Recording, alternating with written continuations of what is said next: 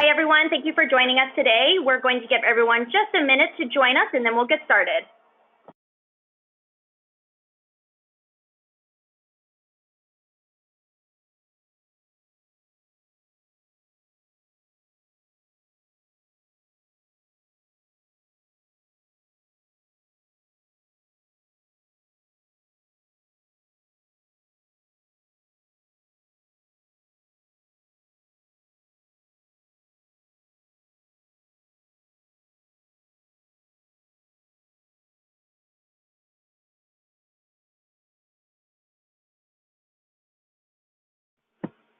Hi everyone and welcome. You're tuning in to a SACOG hosted webinar on the MTP update.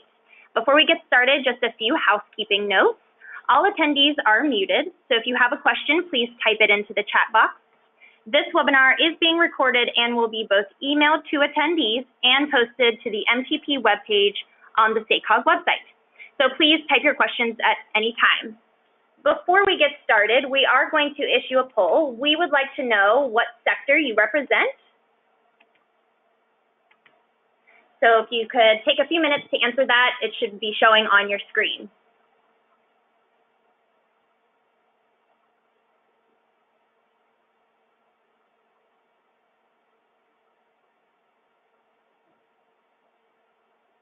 Great, we'll give everyone just a few more minutes to answer.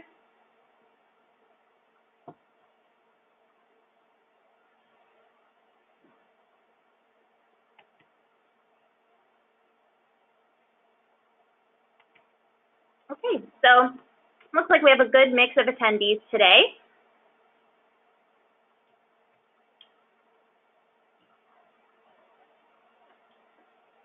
So today's webinar will be about the MTP. In the fall of 2017, SACOG kicked off the update of the 2020 Metropolitan Transportation Plan Sustainable Community Strategy, or the MTP SCS. So this is a web meeting to provide you an update on the 2020 MTP SCS. This meeting is intended for member agency staff, air districts, transit agencies, and really any other interested participants. So again, we will be posting this webinar on the SACOG website.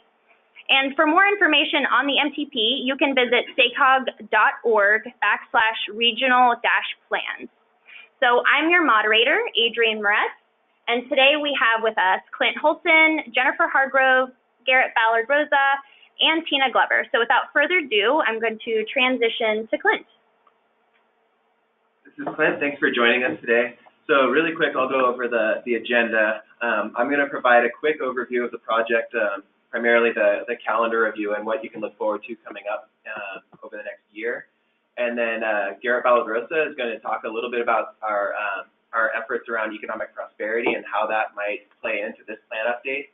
And then Jen Hargrove will dive into an update on our greenhouse gas target. That is one of the major requirements of this plan, major elements of this plan. And then a proposed approach for creating our land use scenario, and then leading into a transportation scenario for the plan. And then our demographer, Tina Glover, will talk about some background on the current state of housing production in our region, and then we'll pause for some final questions and next steps. So as Adrienne mentioned, we had a kickoff for the MTP in the fall of last year, and that was when our board adopted a policy framework for the plan. It really centered the plan around this idea of economic prosperity, new or disruptive technologies, and this idea of performance-based planning that's coming down from the feds, but that has been something that SACOG has been striving to do for quite some time. Since then, we've contacted our member agencies with an initial call for transportation projects and a request to review the base year and the build-out estimates for the land use side. And as a reminder, for any of you that are working on those calls for projects or that land use review, those reviews are due tomorrow. So if you've got any questions or concerns about that, please feel free to reach out to me or to Jen after this webinar. So looking forward over the next couple of months, what you see on your screen is the large kind of policy themes and topics that we'll be taking to our board And this isn't an exhaustive list by any means, but if any of these resonate with you or things that you're looking at or examining at your agency or with your sector, these will be, we'll be having more detailed discussions with these at the board level. The next major milestone for the project is in June, which is when we'll ask the board to take an action on an approach to developing a transportation scenario. You're going to hear more from Jen in a little bit about our approach to the land use scenario and the land use, building the land use assumptions for this plan. And then that will lead into this, this transportation scenario approach in June.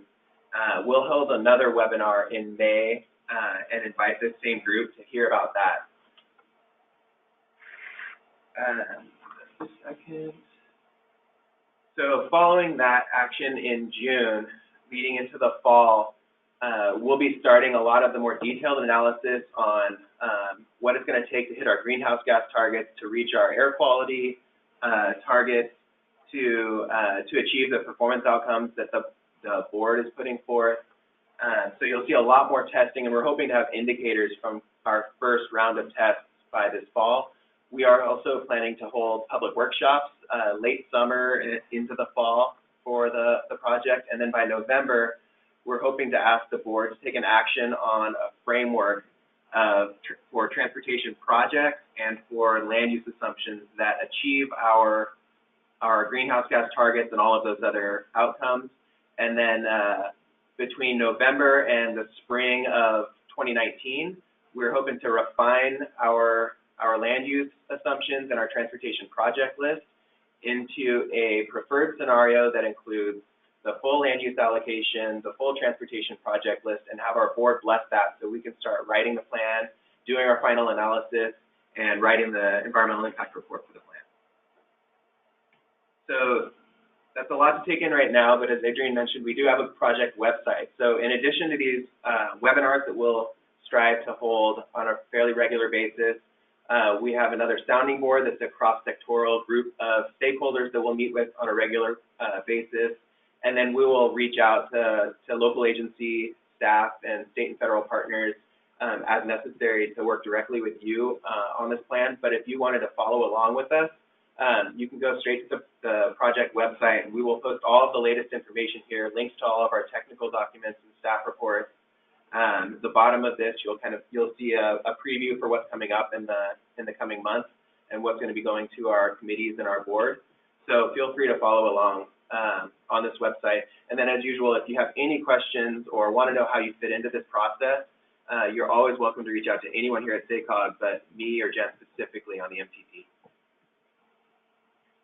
Great, thank you, Clint. And I do want to note that on the website, sacog.org, you can go under the About tab and find the information for all of the staff. So now we want to transition to Garrett to talk about economic prosperity in the MTP. Thanks, Adrienne. This is Garrett Valrosa, project staff here at SACOG. Those of you that are familiar with the MTP will recognize its integrated approach to land use and transportation planning and sort of how it's a holistic document. It cares about a lot of things, the environment, air quality.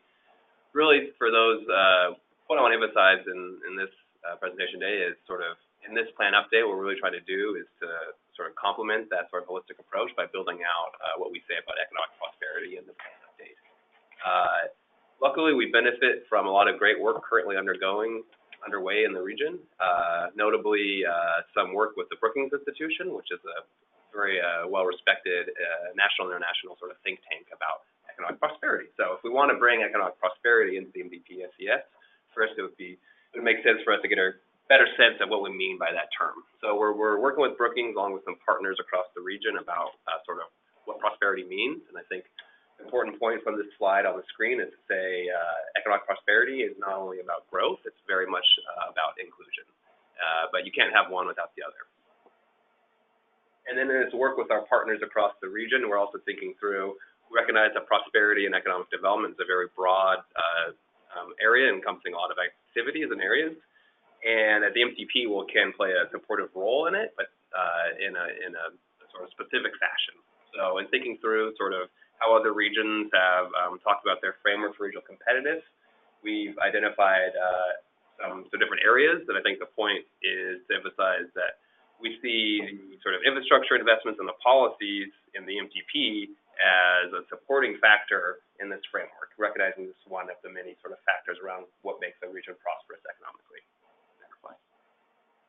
We've been trying to learn from sort of peers across the region, from across the country about sort of how sort of plans like the MTP, which is a combination of investments and policies, what have they done to sort of speak more to this theme of economic prosperity? So what you see on the screen is just an example from our counterpart up in Portland about how they've approached it, and really to emphasize how they started with sort of translating the theme of prosperity into some sort of values or strategies or indicators, dividing them into a couple themes, and then noting that an infrastructure investment might not be relevant across all different types of themes. So what we're trying to do is follow a similar process, is sort of translate sort of these prosperity, inclusion, and growth principles into objectives, sort of quantifiable criteria across them, and then have that inform the policies and investments we make in the plan. So for those of you that are familiar with our plan update, I think what to emphasize is in this next cycle, we're really trying to elevate the sort of performance metrics that we use, and we have many, to call attention to sort of the relationship to economic growth and prosperity and inclusion. We'll learn from this work from the Brookings Institute, which I mentioned earlier, so we hope to have that work by April 30th, and then it sort of transitions to the team itself to align our performance metrics, sort of the assessment we do on individual projects, the scenarios we develop, and the other policies we include in the MTP to help sort of better articulate that theme of economic prosperity. So that's just to emphasize that, this plan update, that will be some of the new things that you'll see in it. I think we draw off a really strong base in prior plan updates. We're learning a lot of great things from our work with our partners across the region, the Brookings Institute, and are excited about sort of this next iteration of the plan. Great, thank you, Garrett. So let's pause here for you as attendees to take a minute and type your questions for Garrett about economic prosperity and how that fits into our MTP in the question box. Again, just a reminder that we will be recording this webinar. It will be posted on the SACOG website on the MTP page, and we will be sending you a follow-up email afterwards. So there's plenty of time to type your questions into the chat box before we transition to Jen.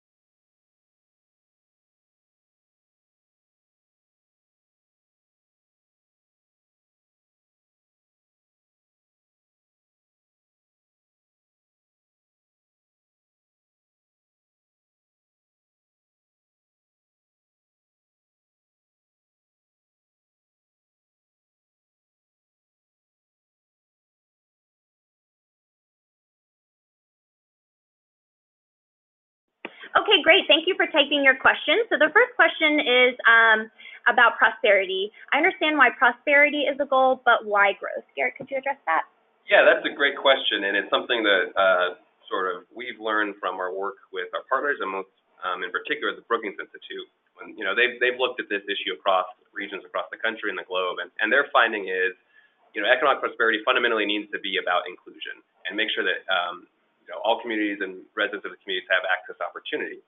But in order to sort of make progress around those inclusion goals, you need a complementary sort of robust economy. It's really hard to make sort of progress around inclusion if your economy is stagnant or not growing. So that's why we try to complement the growth and the inclusion into an overall extreme sort of category of prosperity.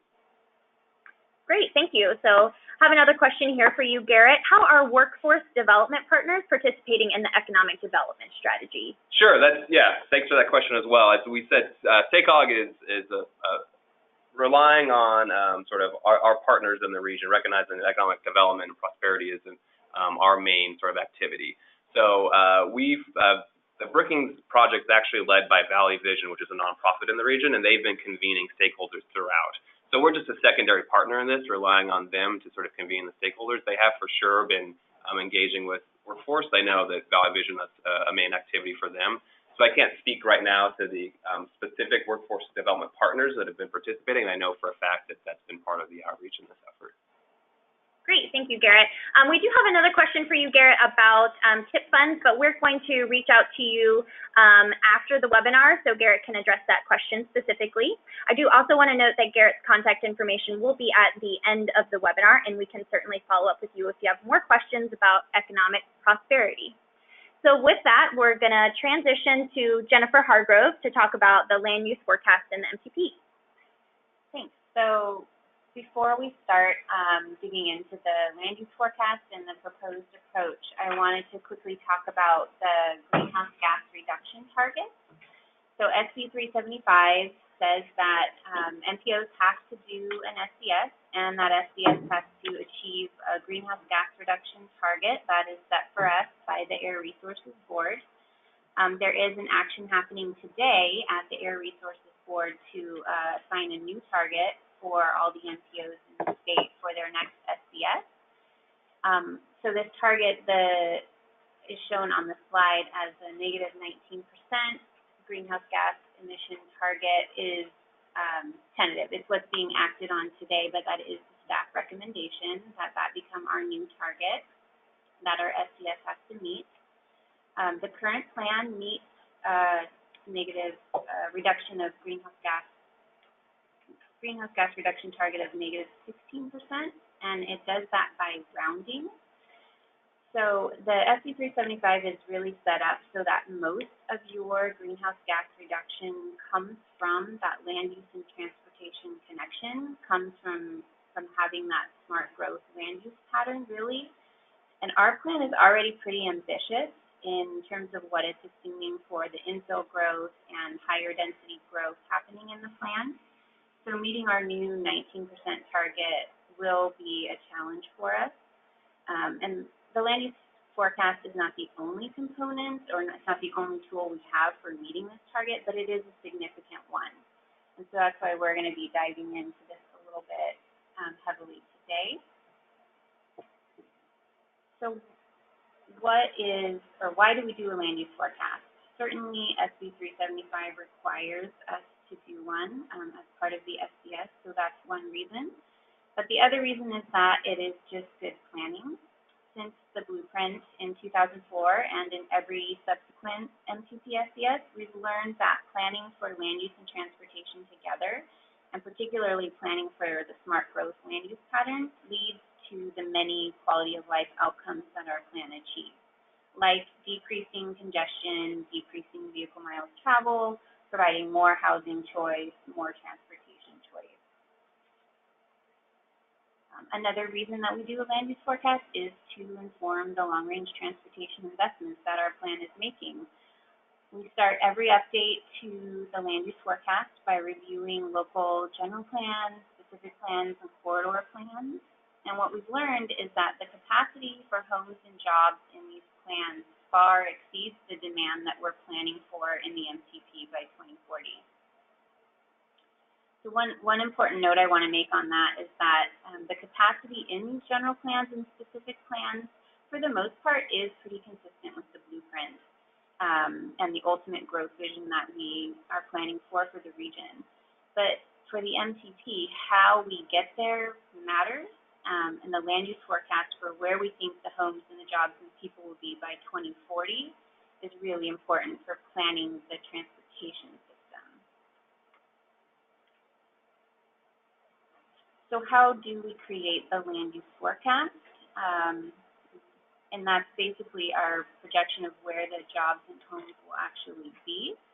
So like I said, we start with the local plans, local general plans, specific plans, corridor plans. But then we use policy, regulatory, and market factors to help us refine that. So examples of this would include things like where a project is at in the approval process, or how much infrastructure investment is still needed in the area, what are the historic trends of building activity for the area, future demographic trends, and other factors like that are considered and help us sort of refine the shape of the growth that goes into our land use forecast for 2040 for the MTP.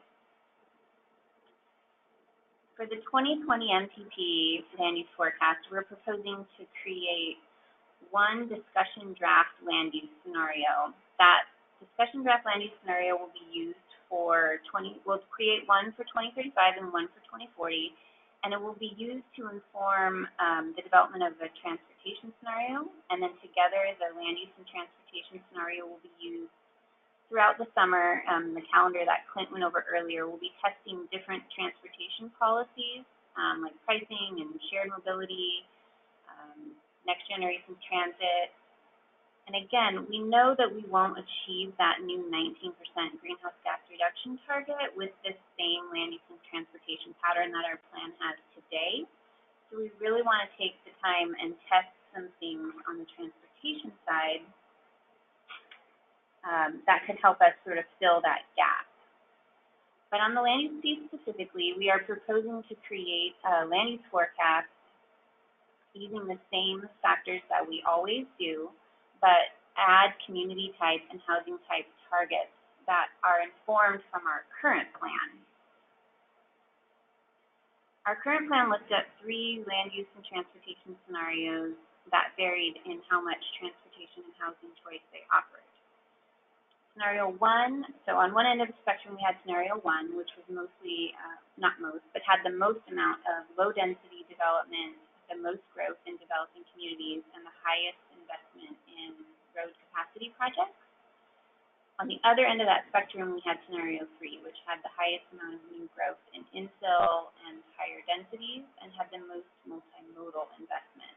Scenario 2 was in the middle, and what we've learned when we analyzed these 3 scenarios is very similar to the land use learnings that we've had since the blueprint. And that is that the scenario with more infill and more housing choice, including more higher densities, is and has a more compact land use pattern, is the one that results in the performance outcomes that our plan has today, like meeting our greenhouse gas reduction target, like reducing congestion, reducing BMT, conserving ag land. So with the goal that we want to maintain or improve the performance of our existing plan with this 2020 update, we're proposing to use what we learned from those scenarios that were developed for the 2016 plan to provide some guardrails that we could use for creating a single discussion draft land use scenario in this 2020 update. So the slide shows for the discussion draft scenario that we're proposing a target for infill and housing that ranges between our current plan and the scenario 3 that we analyzed in getting to the current plan. So to be clear, we're not proposing to refresh and analyze these 3 scenarios. Those are from the last MTP, but we do want to use them to inform the development of a new scenario for this MTP update.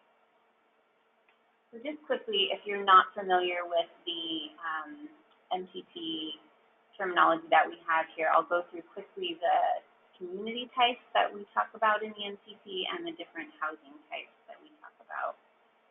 So that the community types are the way that we describe the land use forecast of the MTP, and they're broken down into these center and corridor communities, established, developing, rural residential, and then lands not identified for development. So the center and corridor communities are the areas of our plan that have the most mix of uses. They have typically the most transportation choice available.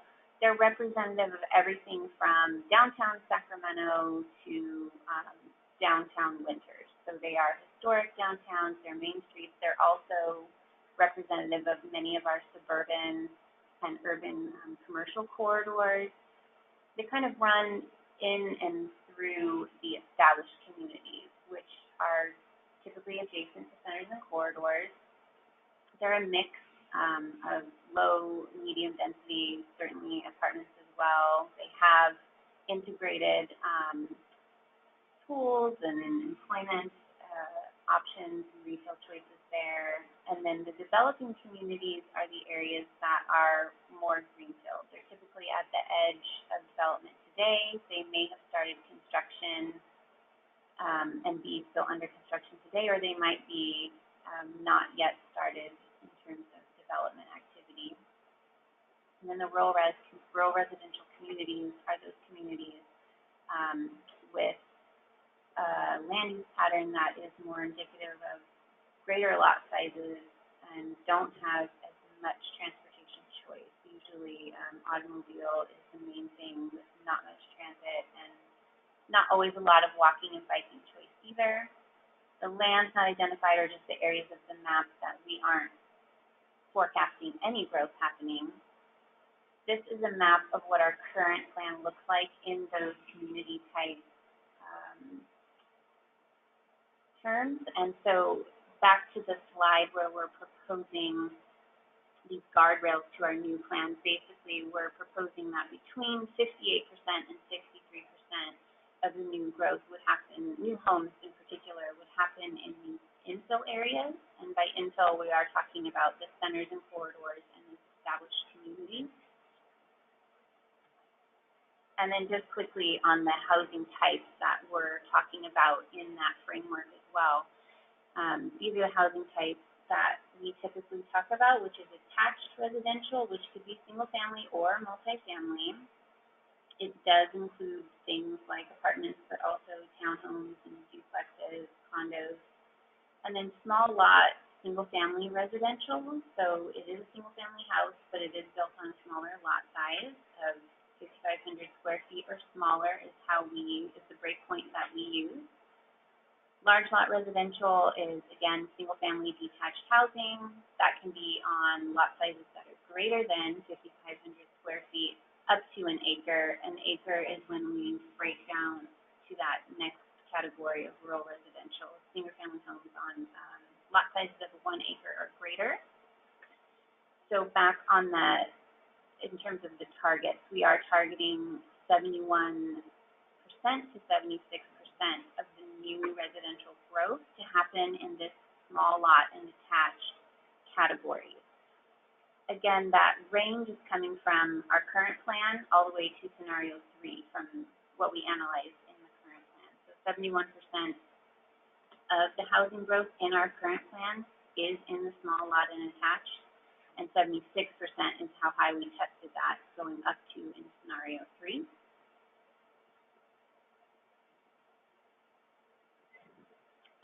So quick next steps on the land use forecast, and then I'll pause for some questions. But overall, the first thing that we were asking for is your approach on this, your input on this approach today. We will be sharing it with the MTP SCS sounding board tomorrow, and then potentially with our board at the beginning of April. And if there's support for the approach, we will develop a discussion draft land use scenario, and then we will send that to local agencies for review. So we would be sending that out in mid-April potentially, and giving like a 6-week review period to get comments and feedback back on that. And then, like Clint pointed out, in June we'll be going to the board to share an approach to a transportation scenario with our board, and we'll likely host another webinar to go over that in late May. And then that all leads into the summer of testing different policy discussions and doing our public outreach, and leading up to that November action by our board on a framework for a draft preferred scenario. So I'm going to pause there and let Adrienne take over if there's some questions. Yeah, great. Thanks, Jen. I think it was really great how you said that how we get there matters, and that's true for a lot of the work we do at SACOG. So we're going to just pause for a second to let you type your questions into the chat box for Jen specifically about the land use forecast before we transition to Tina. So take a minute and type your questions in, and we're happy to answer those.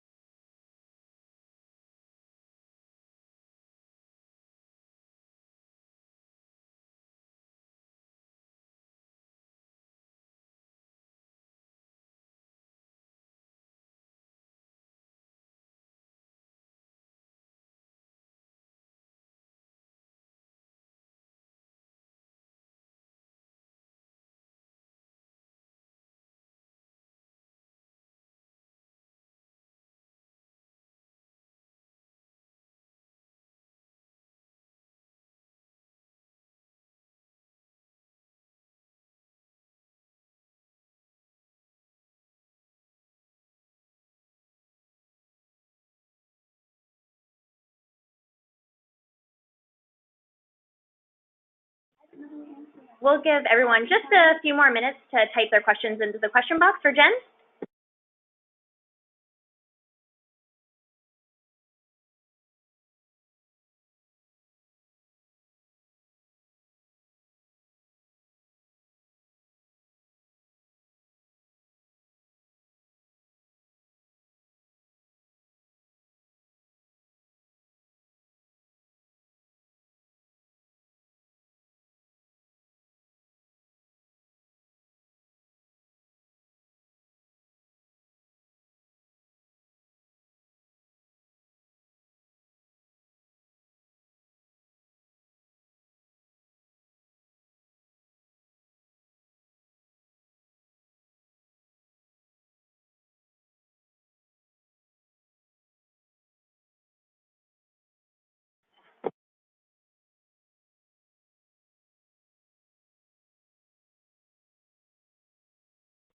Okay, great. Thank you, everyone, for your questions.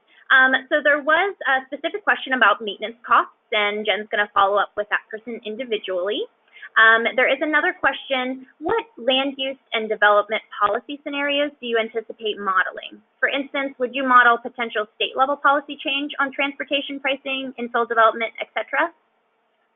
So we're mostly going to be looking at policies that we'll be asking our board to consider. So they're largely like local or regional, although certainly some state-level policies will be tested as well.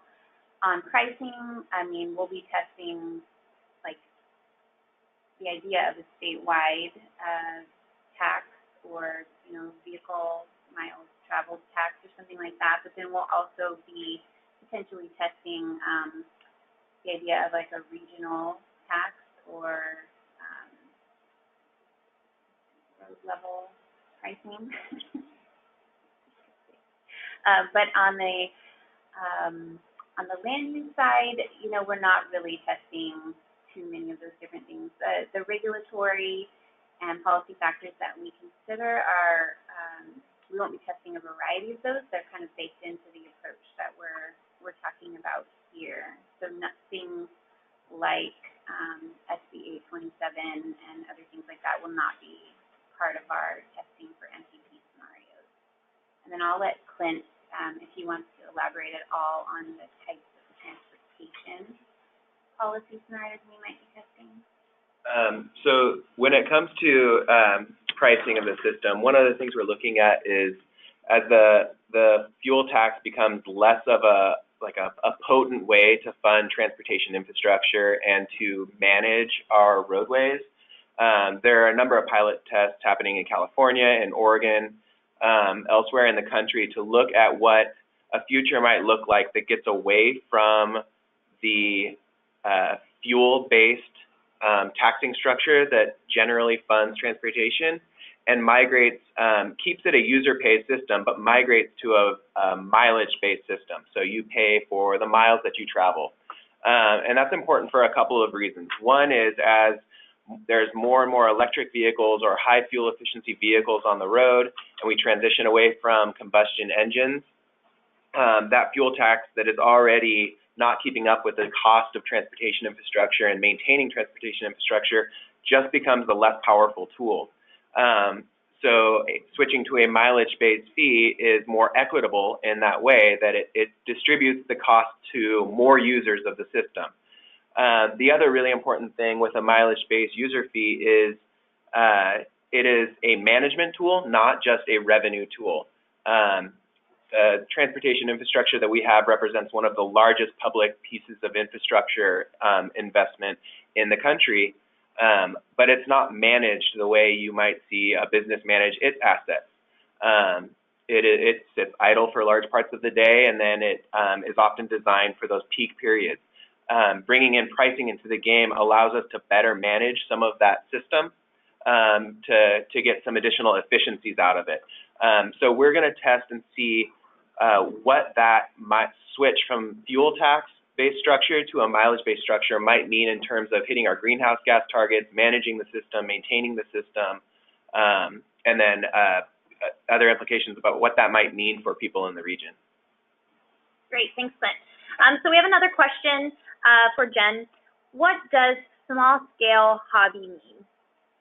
So I think that question is referring to this slide when we were talking about the rural residential communities, and we mentioned that those areas might cover areas that have some small scale or hobby farming happening. And really all we mean by that is these rural residential communities are ones that we would consider sort of the residential use as the primary use of the land. It doesn't mean they are on large lot sizes, so they are very well the residents there might very well be doing some farming, whether it's for hobby or just at a small scale, but it's not the primary use of the land or the open land that they have for that. The primary use is the house that's sitting on it versus in more agricultural areas where, yeah, of course, there's a farm home there too, but the purpose of that land and the use of that land is really being used for much more intensive farming, whether it's small scale or large scale.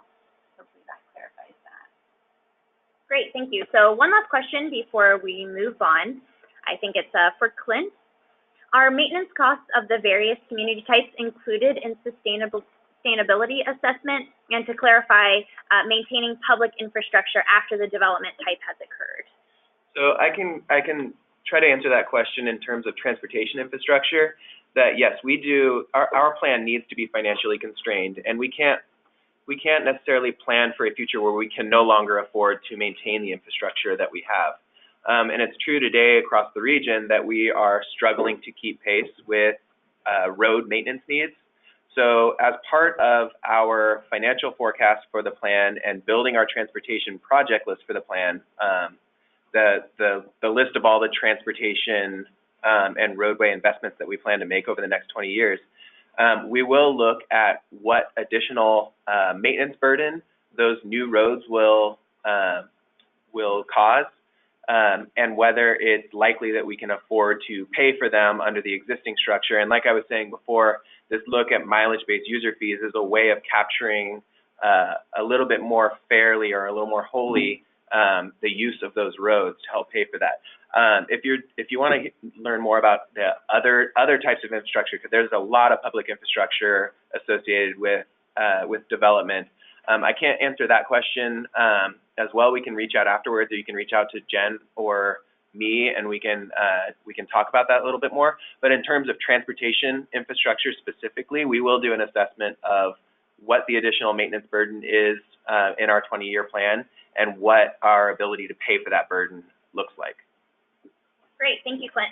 So before we move on to Tina, we do want to get your thoughts on this proposal. So we are issuing another poll. If you could take just a minute to answer.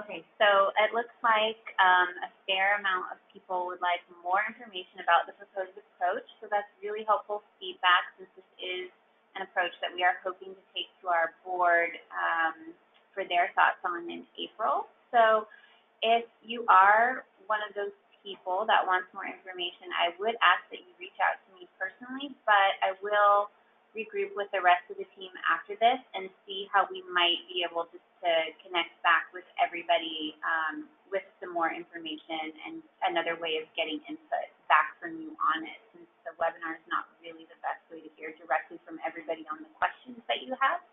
So we will follow up. That's very helpful. Thanks. Okay, great. So now we're going to transition to Tina to hear about a housing production update. Thank you, Adrienne. Okay. So, in the 6 county SACOG region, there are about 2.5 million residents, a little over 921,000 housing units, and almost 1.1 million jobs.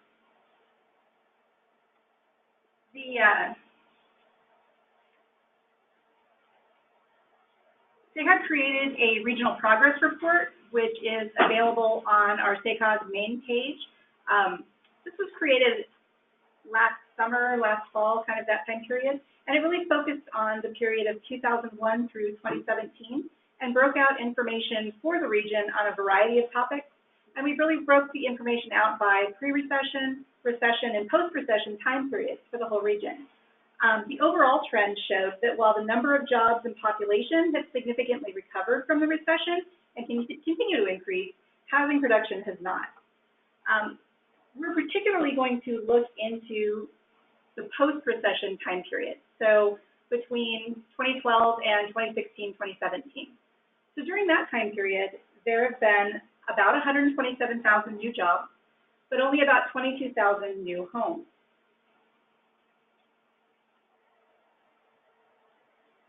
So this extended delay in housing growth during the recovery period is contributing to the current challenging housing environment that we're experiencing region-wide.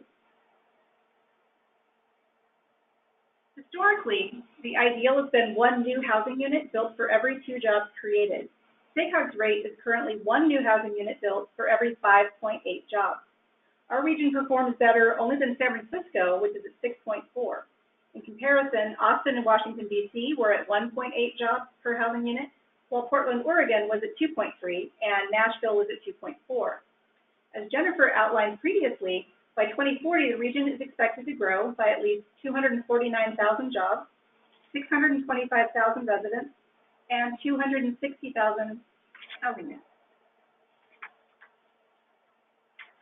So now let's take a look at the actual number of units that have been built since 2012.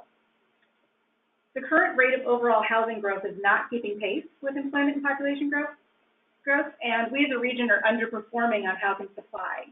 So we know that the state as a whole is coming from a deficit, but our region in particular is not doing well. So as this slide shows, during 2012 and 2017, we had projected 6,000 units per year during that time period, and only between 2,300 and about 6,500 were actually built.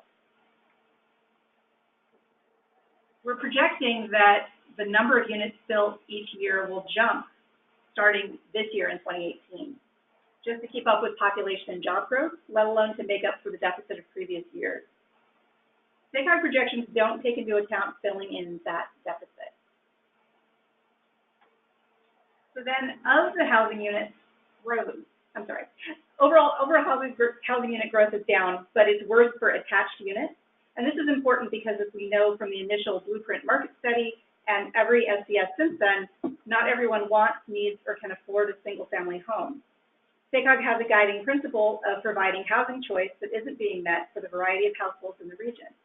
The MTP SCS projects 45% of new housing growth to be attached products. Between 2012 and 2017, only 16% were multifamily units. So in comparison, nationwide, apartment construction is at a 20-year high, with most of our country's biggest cities seeing significant increases in their rental stock. So after a slow post-recession period, the market started rebounding in 2012, and by 2014, new supply had amounted to more than 237,000 units across the country in 1 year, which is way above historical averages. The 20 U.S. metros with the most apartments that were projected to be delivered in 2017 included Denver with 13,000, Austin with 7,500, Phoenix with 7,300, and Portland with 4,800. This compares to the SACOG region that only had 900. So going forward, SACOG's housing team is going to continue to explore what it will take to build housing units to meet the blueprint and the SCS. Great. Thank you, Tina. So you've heard a little bit about housing, our land use forecast, economic prosperity. So we're going to pause for another minute to let you ask your questions to Tina and the rest of the team before we close out the webinar today. So type your questions into the chat box and we're happy to answer them.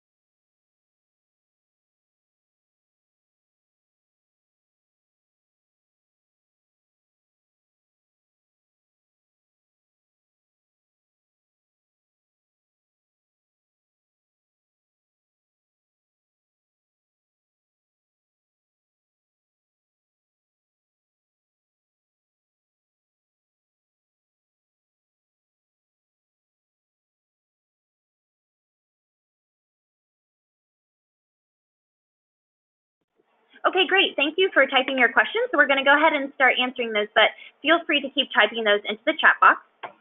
What is the basis for the assumption that housing production will jump this year? Demand far outpaces supply across the state, but this is not necessarily translating into increased production. Do we think the SACOG region will be a different case?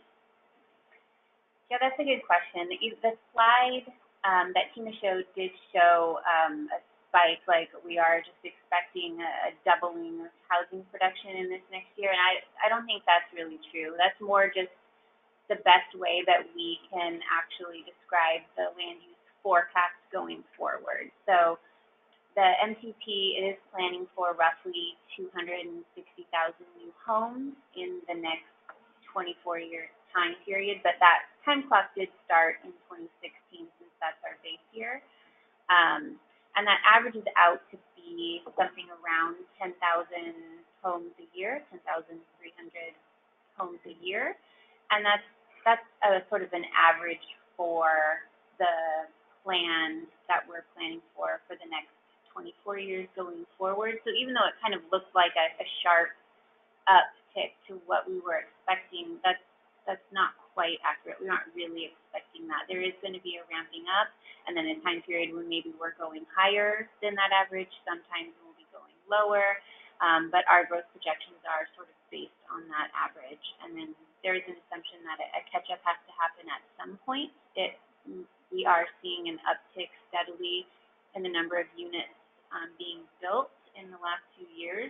Tina's slide did show we are now up to almost 7,000 units a year now, which we hadn't been even breaking 5,000 a few years prior to that. So we do think there'll be a continued uptick. It probably won't be as dramatic as what was implied on the slide. Great, thank you, Jen. So we have a question about public input. It seems as though public input is not really being sought until August after the draft plan is finished, but how could someone get involved before that time? Yeah, that's a good question, and it's really just a clarification, I think, from what we're talking about. The draft plan, there won't be a draft plan until the fall of 2019, actually. Over the summer, we were talking about creating a sort of a discussion draft scenario, because we have to have some land use and transportation inputs into our travel model to be able to assess the future in terms of how much BMT is changing, how much, if we're able to meet those greenhouse gas reduction targets. The whole suite of performance metrics that we measure with the plan has to have some draft inputs into it. So that's really what we'll be looking at this summer. The public workshops this summer will be getting the public opinion on, or public input on, some different policy choices and trade-off choices. We don't exactly know what that question is, but then that helps us inform that November framework. And that framework really is what we would be setting up, asking the board to help us set up what the final transportation list and land use forecast should look like.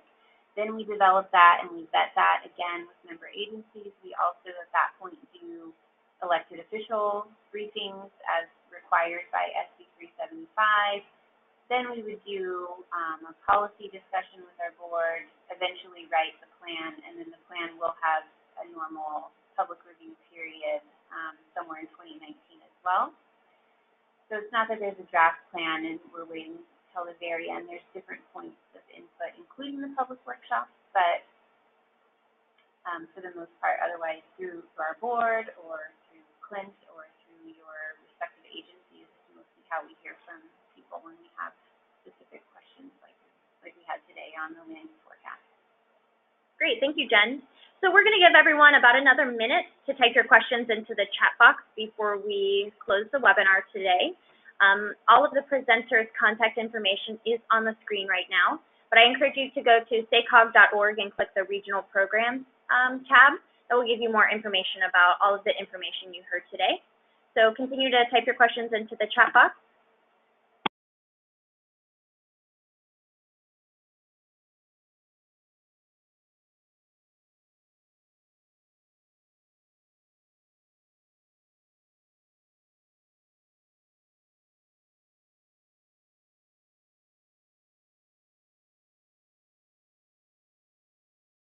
Okay, looks like we had one more question come through.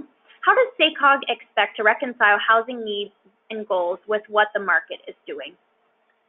So I'm sort of taking that question to mean that because right now we aren't seeing high production of attached housing, and the MTP SCS is planning for a fair amount of the new growth to be in attached housing, and I would extend that to be in attached housing or small lot single family. So yeah, we totally recognize that there is a mismatch happening there, and one of the things that we are looking at right now is a housing strategy. What are the things that SACOG particularly could do to just get more housing on the ground being built, but then also how do we help encourage those product types in particular? It's largely not a SACOG issue. Well, it's a SACOG issue, but we don't really have the authority to make, zoning changes, general plan changes, nor are we trying to. But what are the things that SACOG could be doing to help with that is something that we are actively looking at. The other thing is that we are right now updating a housing preference paper that is looking at different demographic trends and housing preferences, and it does still, while there's still a wide range, there still seems to be a strong preference for having more housing choice in the region, and right now the existing stock is overwhelmingly large lot single family homes, and so introducing new small lot single family homes and apartments is just going to provide that choice, and we still do think very much that need is there, and because the need, we think, and the want is also there, that there's still time to sort of turn the ship on those dials and meet our MTP SCS goals by that 24-year time frame. Great, thank you, Jen.